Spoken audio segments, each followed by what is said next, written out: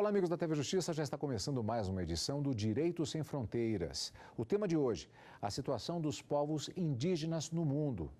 O programa do Direito Sem Fronteiras que aborda, portanto, dados da Organização das Nações Unidas que revelam que o planeta tem atualmente 370 milhões de indígenas, o que corresponde a 5% da população do planeta.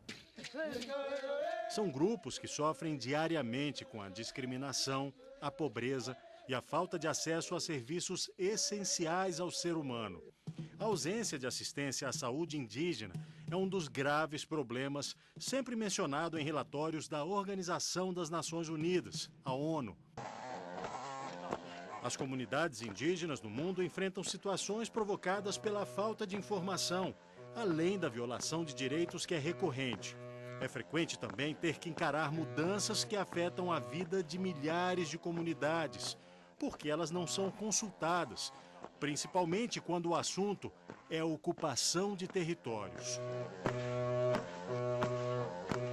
Para falar a respeito da situação das nações indígenas em todo o mundo, nós recebemos aqui nos estúdios da TV Justiça o professor e mestre em Direito Econômico e Socioambiental, Vilmar Martins Moura Guarani, e o doutor em Antropologia, Steven Grant Baines. Agradeço muito a presença de ambos aqui nos estúdios da TV Justiça para falarmos a respeito de diversas questões relacionadas a esse universo, que por muito tempo, particularmente durante o século XX, seguindo, na verdade, uma tradição que já vinha de séculos anteriores, teve uma imagem estereotipada a respeito desses povos. Graças, principalmente, talvez, à própria antropologia e a estudos que foram feitos no decorrer desse período, muitas questões foram esclarecidas, mas sem que nós conseguíssemos evitar que ainda hoje tenhamos preconceito e situações que levam à marginalização de muitas populações indígenas. Começo com o professor Steven, por que isso ainda acontece? Porque eu acho que é uma longa história de colonialismo, de racismo, em que as populações indígenas foram discriminadas e deixadas fora da população nacional, né? E, sobretudo, a partir dos anos 60, 70, sobretudo, com o surgimento de movimentos indígenas em nível mundial, que os próprios indígenas começaram a reivindicar seus direitos, né? Tem sido, em primeiro lugar, pressão por parte das populações indígenas que está mudando a situação de discriminação e racismo. Professor Vilmar, no momento que estamos gravando o programa aqui nos estúdios da TV Justiça, nós temos, na verdade, aqui a característica de uma data que pode ser extremamente importante em relação a essas questões, que é a sessão da Organização dos Estados Americanos para aprovação do documento que trata, o documento na perspectiva das Américas, já que se trata da OEA, em relação aos direitos dos povos indígenas. Qual a importância desse documento? Olha, ela tem uma importância ímpar, considerando que são cerca de 40 países aí das Américas que têm dentro dos seus estados nacionais populações indígenas e que em todos esses países as populações indígenas continuam sofrendo o preconceito, o racismo, a discriminação, perdendo seus territórios. Então essa declaração vem nesse momento importante, são cerca de 30 anos de luta dos povos indígenas e seus aliados no âmbito da OEA, para que se aprovasse essa declaração que reconhecesse esses direitos territoriais, os direitos fundamentais dos povos indígenas como território, soberania, autodeterminação dos povos indígenas, o seu próprio direito econômico, enfim, de gerir a sua própria, desenvolver a sua própria vida, né?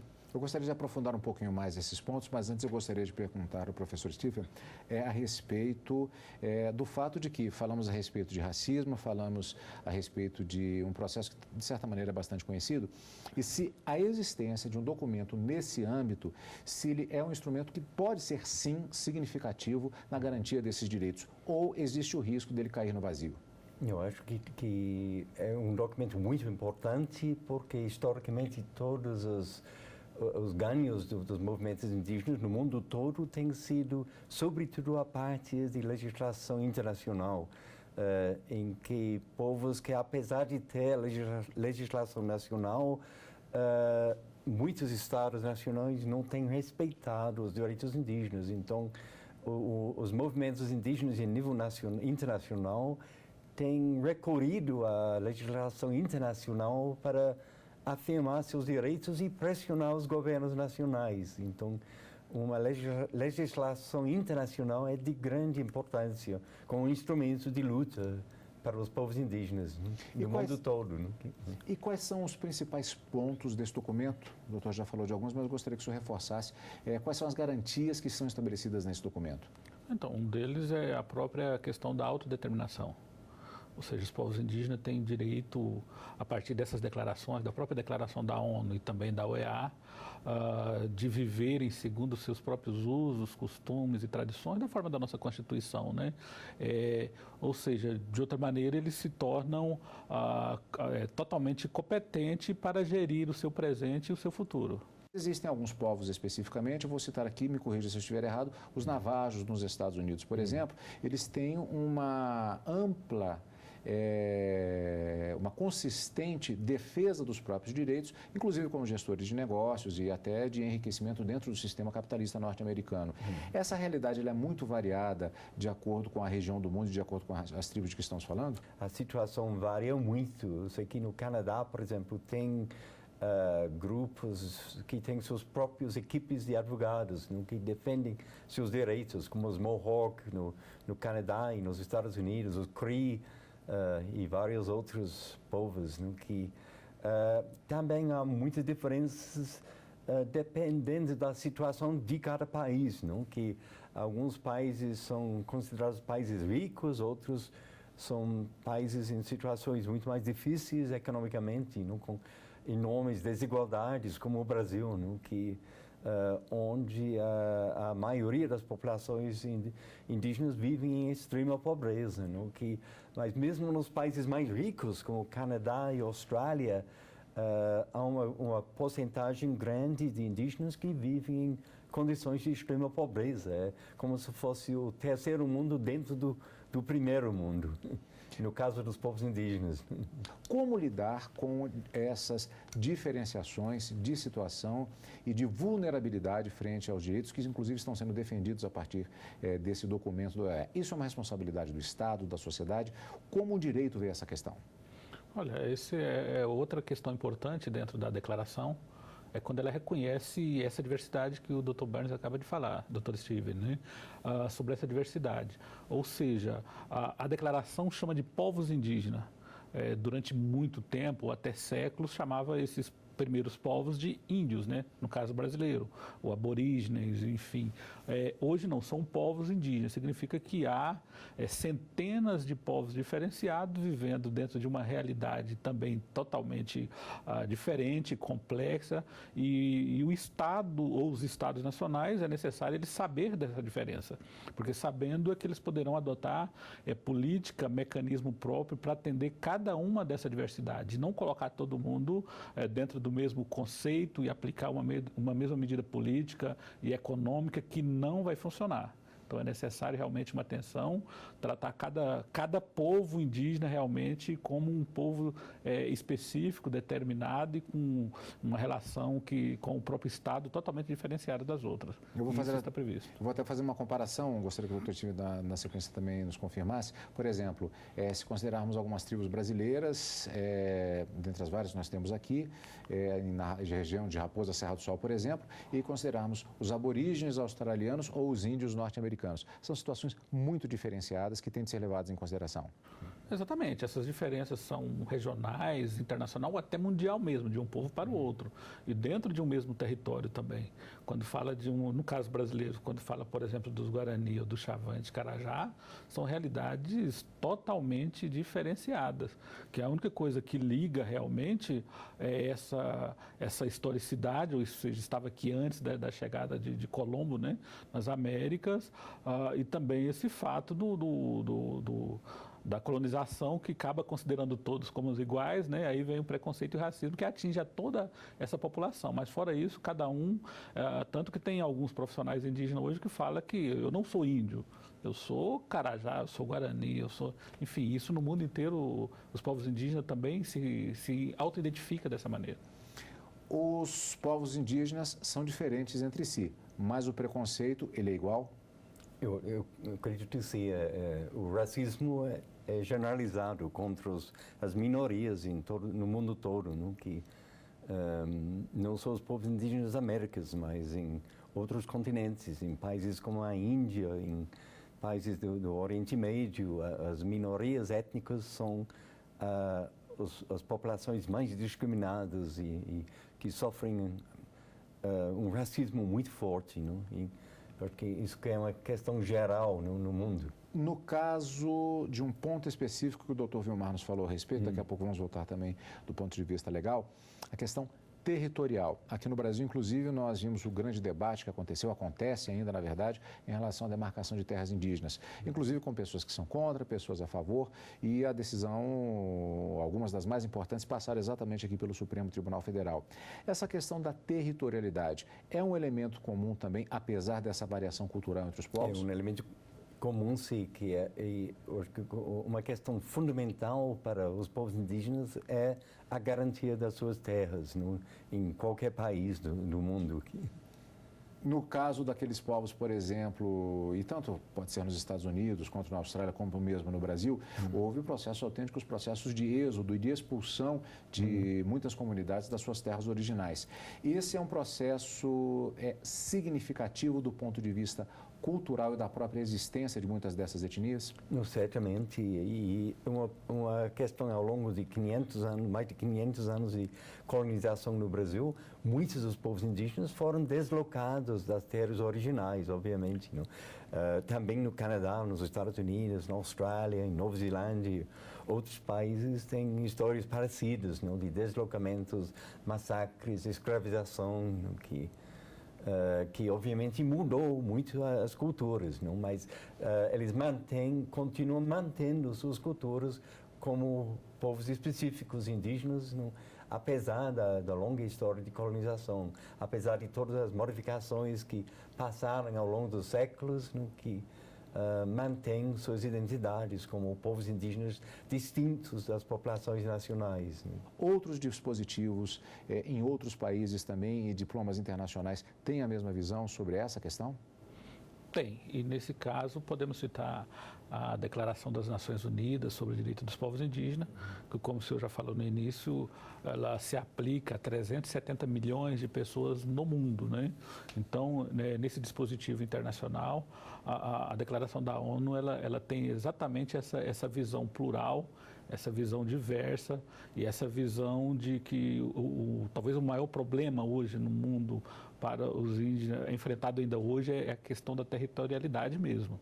Porque se a gente fala que os povos indígenas precisam de ser contemplados, melhorar a sua saúde, educação, meio ambiente, a gestão territorial, mas em primeiro lugar tem que ser garantida a sobrevivência física e cultural. E essa sobrevivência só tendo devidamente reconhecido, demarcado e protegido os seus direitos territoriais. Em 2017, a Declaração das Nações Unidas sobre os Direitos dos Povos Indígenas completa 10 anos. No entanto, é um debate que ele não se encerra. E sobre esse tema nós temos mais perguntas a fazer depois do intervalo, quando o Direito Sem Fronteiras retornará para a continuidade do nosso tema da semana aqui nos estúdios da TV Justiça. Voltamos já.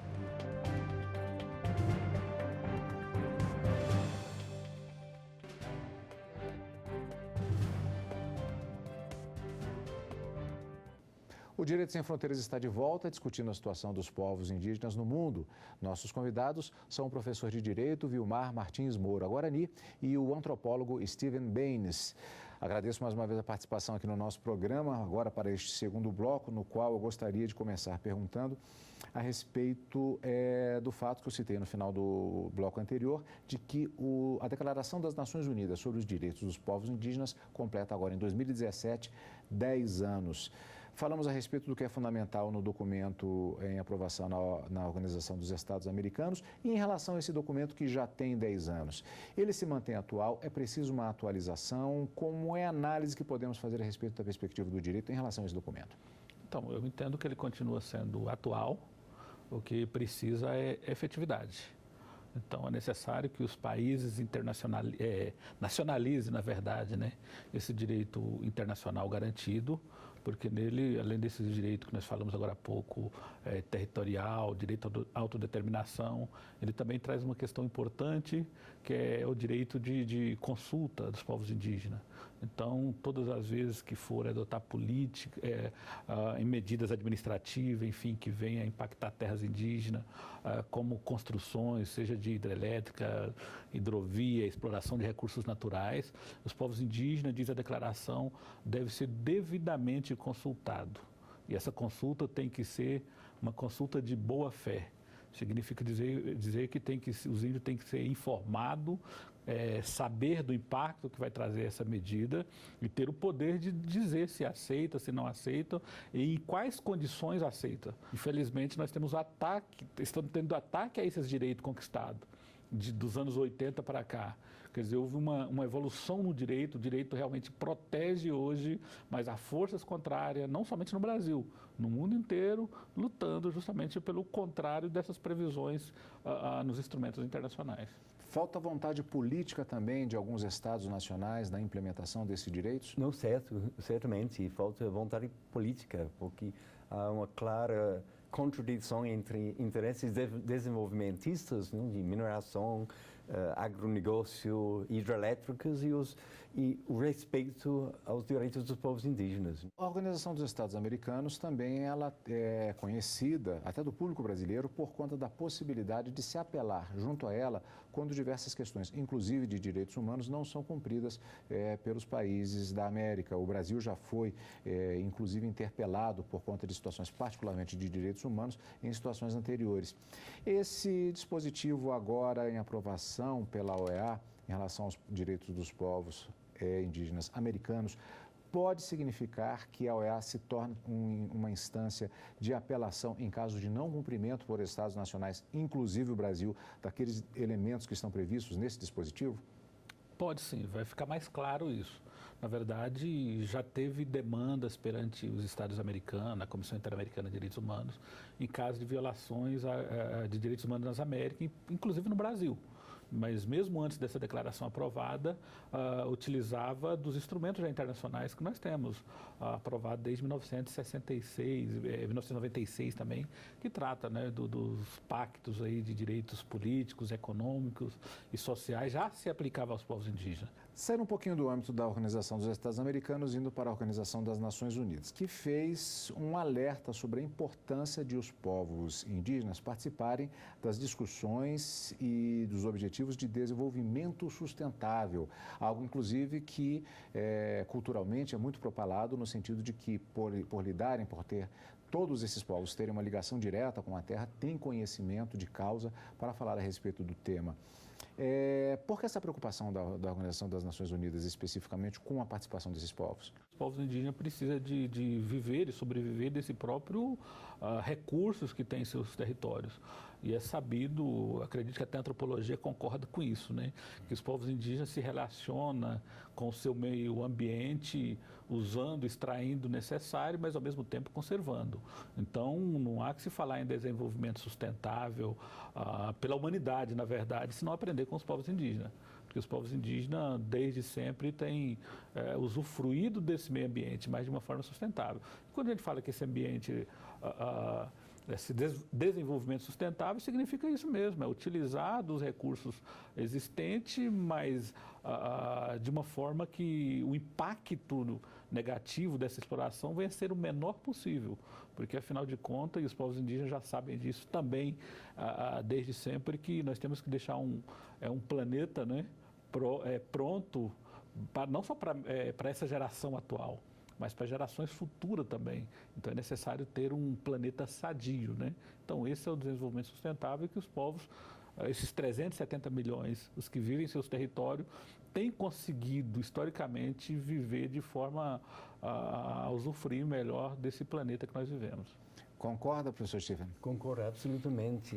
Quando a gente sobrevoa o Brasil num dia claro, dá para ver muito nitidamente as terras indígenas são as áreas onde ainda tem floresta. Em Rondônia são as únicas áreas que ainda tem floresta, cobertura de floresta. O resto está tudo desmatado e transformado em criação de gado, produção de outros produtos de agronegócio.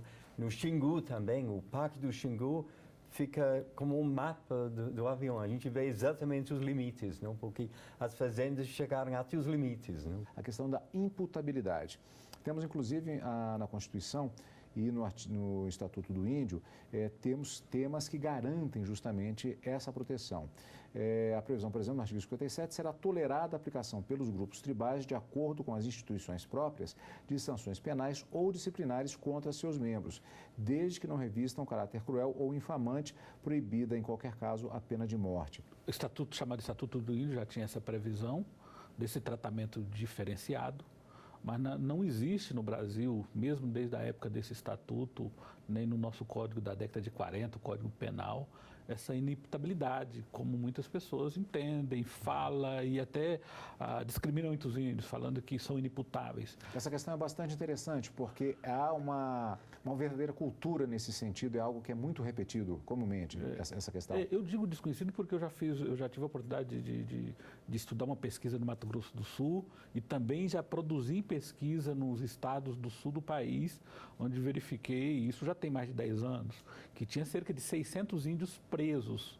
Quer dizer, 600 índios no universo de 840 mil pessoas, é muita gente presa. Então, ou seja, enquanto se prega, se pensa que os índios são inimputáveis, os presídios brasileiros de norte a sul têm a presença indígena ali e muitas das vezes nem são aplicadas de certa forma, esse tratamento diferenciado que traz a lei. Não da inimputabilidade em si, mas que o tratamento deve ser diferenciado. Diz esse Estatuto do Índio aí que se o índio, ao sofrer a sanção do Estado, a pena deve ser aplicada dentro sempre da possibilidade mais próxima às suas comunidades, à sua região de origem. Porque ele quando ele é aprisionado nesse sistema não indígena, ele está convivendo com alguém que não tem a sua cultura, não tem a sua crença, não tem a sua língua. Então ele está sendo punido mais do que uma vez. Além de ele estar saindo do convívio dos seus familiares, ele está vivendo uma cultura totalmente diferenciada e, olha só, sendo julgado sempre por outra pessoa. É raridade a gente verificar algum caso de ter no conselho de sentença a presença de membros de comunidades indígenas. Juízes, então, não conhecemos nenhum juiz no Brasil que seja indígena, nem um procurador da República, nem o Ministério Público. Então, esse índio sempre está sendo julgado por uma cultura que não é a sua. Então, há que se pensar nisso, há que se respeitar e há que se garantir o mínimo necessário. No caso penal, os índios deverão ser julgados como qualquer um cidadão de outro país. Quando ele vem ser julgado no Brasil, ele tem direito a ter um tradutor, né? A ter um intérprete. E no caso indígena, a gente verifica que há violação nesse sentido. Em muitos casos, o povo indígena fala a língua indígena, na hora de ser julgado, todo o processo é na língua nacional brasileira e ele muitas das vezes está consentindo ou não com algo que ele nem sabe do que se trata. Isso é um massacre do ponto de vista de várias dessas comunidades e dos indivíduos que elas pertencem. Não, exatamente, que eu trabalho com povos indígenas nas penitenciárias de Roraima, onde está muito claro isso, que a maior parte dos indígenas presos, muitos nem têm consciência do fato que eles têm direitos diferenciados. Não? Alguns têm e estão lutando para tentar conseguir efetivar isso, mas infelizmente os operadores do direito ignoram isso em grande parte, dizem que todos são iguais perante a lei, não? Que independente de ser indígenas ou que for. Não? Então, em Roraima, que sou na penitenciária principal, tem pelo menos cerca de entre 1.200 presos, tem pelo menos 100 indígenas presos, não? Que muitos não querem se identificar. Não? Que eu tive que fazer muitas visitas e alguns primeiro não querem dizer e depois eu tive que perguntar quem é indígena, quem se considera, tem algum parente indígena, quem se considera caboclo, aí começam a aparecer. Não? E muitos, inclusive, não tiveram uma ideia muito clara, não só dos seus direitos, mas da sua própria identidade. Não é? Uns dizem que não, eu sou índio, mas fui criado na cidade. Eles internalizaram os preconceitos dos brancos contra eles, em muitos casos. Não? E muitos têm vergonha de dizer que são indígenas por causa do preconceito. Dizem que na penitenciária eles são duplamente discriminados. No primeiro, por ser indígenas, segundo, por ser os mais pobres. O marco, portanto, de mais um dispositivo que pode contribuir para se evitar situações como essa. É um processo longo, uma luta longa que abordamos hoje no nosso programa Direitos Sem Fronteiras, discutindo a situação dos povos indígenas no mundo e também com alguma relação especificamente com o Brasil, que tem uma situação muito específica nesse contexto. E o nosso programa de hoje vai ficando por aqui. Participaram do programa o professor e mestre em Direito Econômico e Socioambiental, Vilmar Martins Moura Guarani, e o doutor em Antropologia, Steven Grant Baines. Agradeço muito a participação de ambos aqui nos estúdios da TV Justiça para falar a respeito desse tema. E se você, amigo da TV Justiça, quiser rever esta e outras entrevistas, acesse o portal tvjustiça.jus.br. Até o próximo encontro. Tchau!